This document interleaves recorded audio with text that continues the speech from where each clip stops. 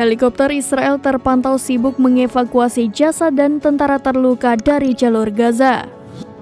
Hal itu terlihat dari sejumlah video yang beredar di media sosial pada Rabu 29 Mei 2024. Dalam video terlihat helikopter Israel itu mendarat di rumah sakit Soroka. Terlihat pula sejumlah petugas yang menurunkan sejumlah tentara luka dan jasad dari atas helikopter tersebut. Sementara dalam keterangan dijelaskan bahwa para tamu itu tewas dan terluka seusai dijebak pasukan perlawanan. Mereka digiring ke dalam terowongan dan langsung diledakkan di lokasi tersebut hingga jasad IDF tercecer.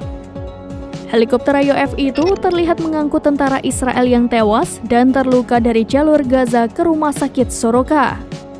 Menurut keterangan yang diunggah di media sosial X mengatakan, laporan awal menunjukkan bahwa pasukan Zionis dibujuk ke dalam sebuah bangunan jebakan sebelum diledakkan.